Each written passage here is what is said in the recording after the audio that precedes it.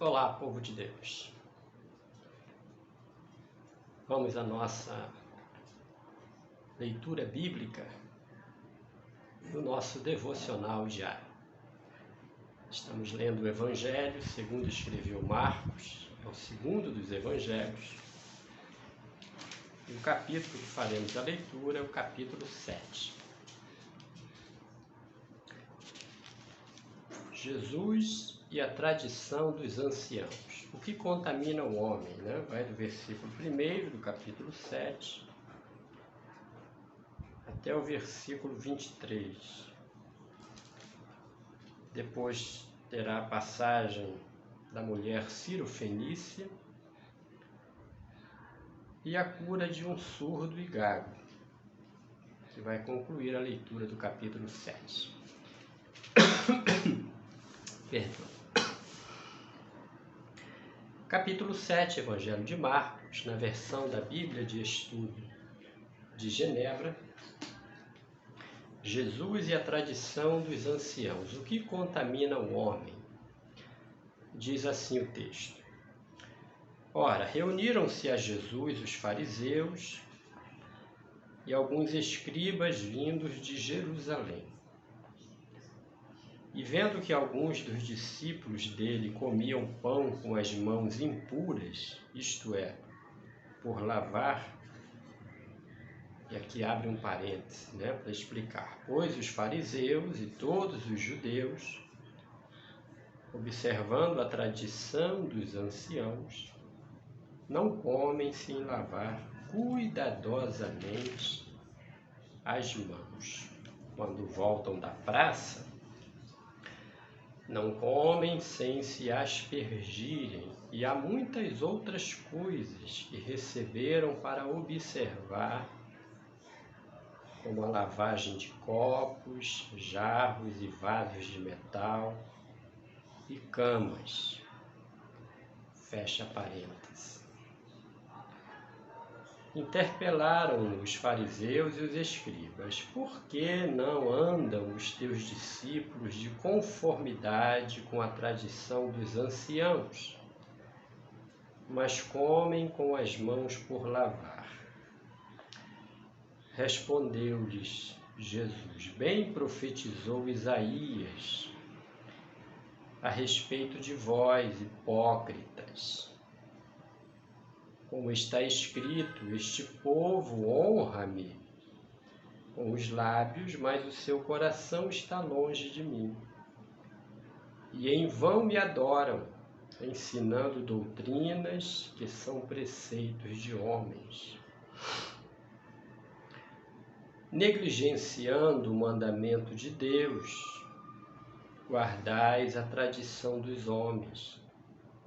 E disse-lhes ainda: jeitosamente rejeitais o preceito de Deus para guardardes a vossa própria tradição, pois Moisés disse: quem maldisser a seu pai ou a sua mãe, seja punido de morte. A vós, porém, dizeis: se um homem disser a seu pai ou a sua mãe, aquilo que poderias aproveitar de mim é corbã, isto é, oferta para o Senhor, então o dispensais de fazer qualquer coisa em favor de seu pai ou de sua mãe, invalidando a palavra de Deus pela vossa própria tradição que vós mesmos transmitistes, e fazeis muitas outras coisas semelhantes. Convocando eles de novo a multidão, disse-lhes: ouvi-me todos e entendei, nada há fora do homem que, entrando nele, o possa contaminar. Mas o que sai do homem é o que o contamina. Se alguém tem ouvidos para ouvir, ouça. Quando entrou na casa, deixando a multidão, os seus discípulos o interrogaram acerca da parábola. Então lhes disse: assim vós também não entendeis? Não compreendeis tudo que de fora entra no homem e não o pode contaminar, porque não lhe entra no coração, mas no ventre e sai para lugar escuso? E assim considerou ele puros todos os alimentos e dizia: o que sai do homem, isso é o que o contamina, porque de dentro do coração dos homens é que procedem os maus desígnios, a prostituição, os furtos, os homicídios, os adultérios, a avareza, as malícias, o dolo, a lascívia, a inveja, a blasfêmia, a soberba, a loucura. Ora, todos esses males vêm de dentro e contaminam o homem. Versículo 24, ainda do capítulo 7. A mulher Ciro-fenícia, levantando-se, partiu dali para as terras de Tiro e Sidom, a antiga região da Fenícia, né? Tendo entrado numa casa, queria que ninguém o soubesse, no entanto, não pôde ocultar-se, porque uma mulher, cuja filhinha estava possessa de espírito imundo, tendo ouvido a respeito dele, veio e prostrou-se-lhe aos pés. Esta mulher era grega, de origem ciro-fenícia, e rogava-lhe que expelisse de sua filha o demônio. Mas Jesus lhe disse: deixa primeiro que se fartem os filhos, porque não é bom tomar o pão dos filhos e lançá-lo aos cachorrinhos. Ela, porém, lhe respondeu: sim, Senhor, mas os cachorrinhos debaixo da mesa comem das migalhas das crianças. Então lhe disse: por causa desta palavra podes ir, o demônio já saiu de tua filha.